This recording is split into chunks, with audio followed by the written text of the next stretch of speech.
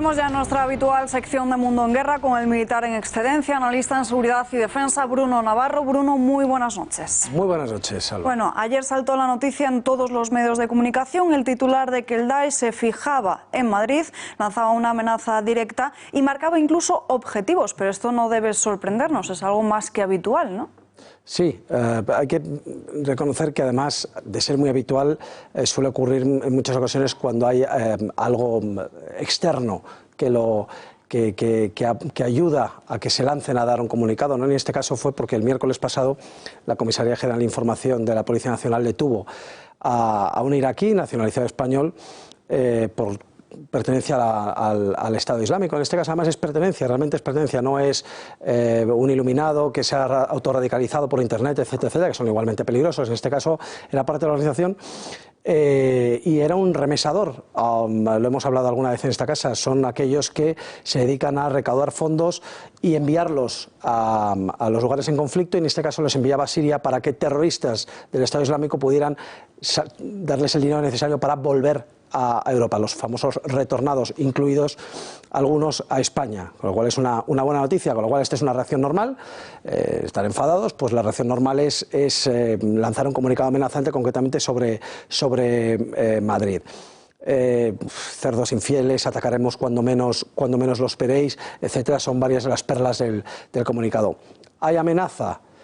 No hay que minusvalorarlo, pero hay que ponerlo en contexto. Ha habido una detención, la reacción es un comunicado amenazante y ahí son muchas las amenazas que recibimos, tanto a nivel occidental, europeo como español, con lo cual la amenaza no es necesariamente mayor que antes del comunicado, hay una amenaza permanente porque estos grupos están continuamente intentando atentar contra nosotros, con lo cual hay que tener cuidado, pero el mismo que antes. No es que no le daría importancia, pero no le daría mayor importancia en cuestión de la amenaza concreta. Muntasir Media es el canal a través del que el Daesh difunde este tipo de mensajes y amenazas. ¿Pero qué es realmente? ¿Quién lo conforma? ¿Quién lo controla? Bueno, estas cadenas de comunicación que editan vídeos y los emiten, estos comunicados, estas amenazas están vinculados al Estado Islámico, en alguna ocasión directamente y en otra ocasión muy indirectamente, ¿no? Al-Muntasir ha estado emitiendo comunicados especialmente, sobre todo durante 2018 y 2019, ¿no? Se componía de una sola persona, que fue detenida en un marroquí, también nacionalizado en español, como tantos otros, aunque luego dirán, no, es que es español, ya bueno, es español, pero de origen marroquí, ¿no? Lo de siempre. Y fue detenido a principios de octubre.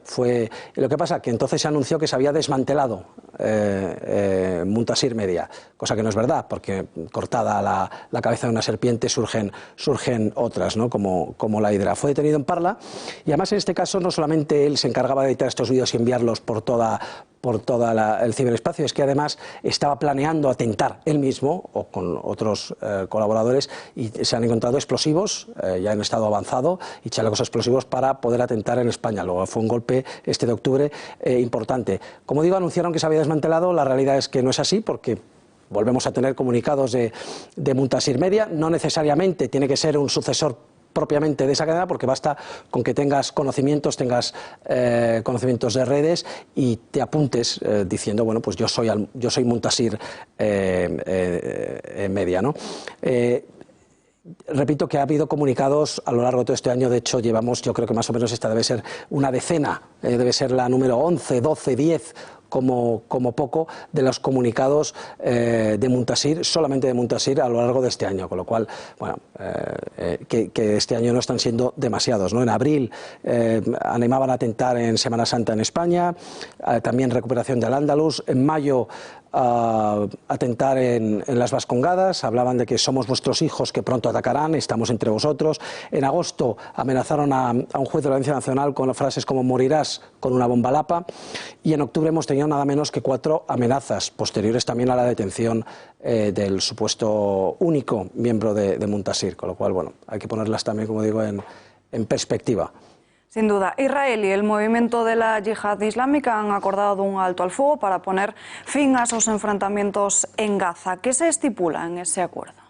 Este es otro conflicto recurrente, ¿no? Igual que el yihadismo, este es el Palestina e Israel. A pesar de que se llame movimiento de la yihad islámica de Palestina y tenga el componente yihad, no es realmente una amenaza yihadista. Israel está muy tranquilo en estos años de guerra en Siria e Irak con Estado Islámico, etcétera, y Al-Qaeda y Al-Nusra y demás, porque en el fondo se están peleando entre ellos, por así decirlo, árabes, musulmanes, y a Israel le están dejando tranquilo, y eso es verdad que le están dejando tranquilo. ¿Dónde tiene su problema principal en estos momentos, en estos años? Lo ha tenido en el sur, lo ha tenido en Gaza y en Cisjordania, es decir, el problema es palestino. Es verdad que son grupos palestinos que se radicalizan, que se convierten en terroristas y que por lo tanto al final abrazan el islamismo, abrazan en cierta medida la yihad, pero no es un problema yihadismo clásico, es un tema palestino, ¿no?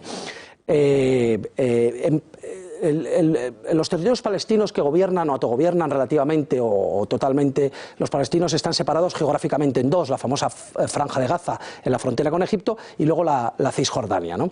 Y en este caso estamos hablando de Gaza, donde hay dos grupos principales. El principal es Hamas, el famoso grupo Hamas, político pero también terrorista, que gobierna con mano de hierro la franja desde que dio un golpe de Estado hace unos años.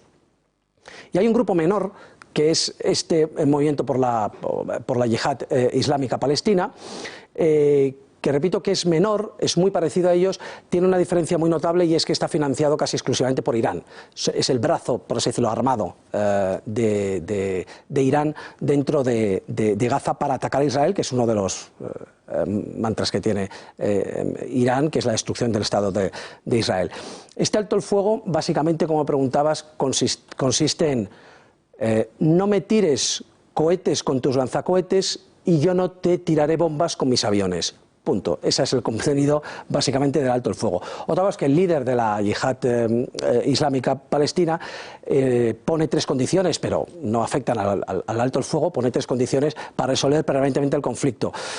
Una es que se acaben los asesinatos selectivos, porque el origen de este conflicto de 2 días ha sido precisamente un asesinato selectivo por parte de Israel a este grupo, a un líder de este grupo, que se acaben los disparos a las personas que protestan en la frontera, y que se ponga fin al bloqueo que sufre Gaza desde hace unos años.